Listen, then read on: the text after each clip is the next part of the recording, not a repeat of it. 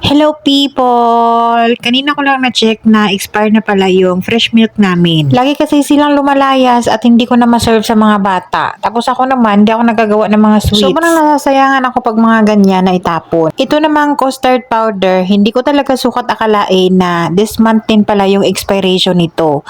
Nung binili ko to, naalala ko noong Ramadan, gamit ko yan sa Gemat.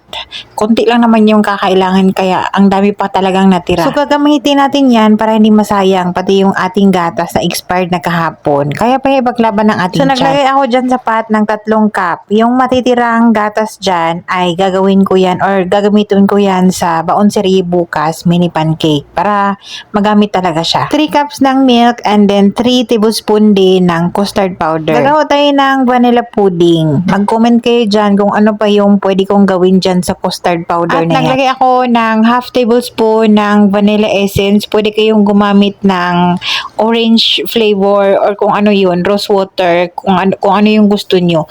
Tapos, para mabalansin, naglagay ako ng konting-konting salt. And then, lulutuin lang natin yan until mag-thick. Pag ganyan na yung itsura niya, pwede na yan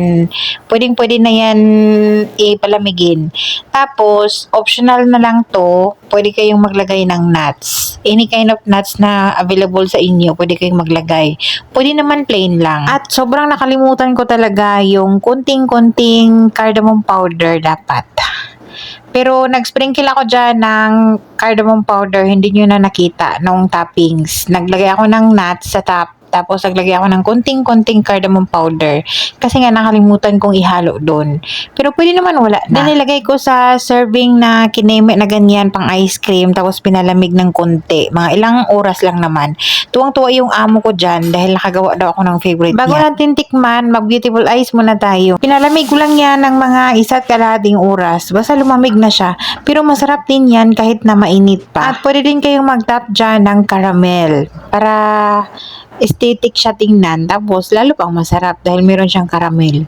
Ganyan siya ka-creamy. Ganyan lang siya. Para siyang maha ang texture pero mas gooey siya sa maha. Yung plano ko talagang gagawin today na dessert ay leche flan dahil matagal-tagal na rin na hindi ko hinainan yung aking madam niyan. Favorite niya rin yung leche flan natin. Gusto niya yan talaga na meron siyang kutkutin sa fridge o di kaya yung mga cake, something na ganun ba na meron siyang makain-kain. Sakto namang bumukas yung amo ko sa fridge at nandun ako sa kusina. Nag-ayos ako ng karne na bagong deliver ba. Tapos, natuwa talaga siya at na-surprise nga at meron daw akong pagganito. Alam ko din na gusto niya to kaya ginawa ko. Naalala ko din talaga dati, hindi pa ako mahilig na gumagawa ng kung ano-ano dito sa kusina. Pag may bisita, ay bumibili siya ng mga ganito.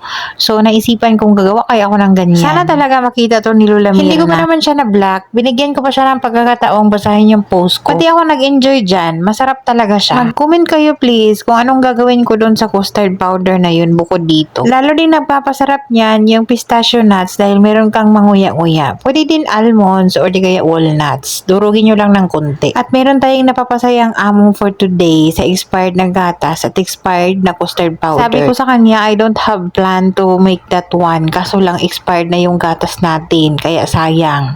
Sabi niya, good, very good, very good. And wala tayong ganap sa ating lunch serye kanina dahil weekend pa at lumabas din sila kanina sa lunch. That's it. Thank you so much for watching.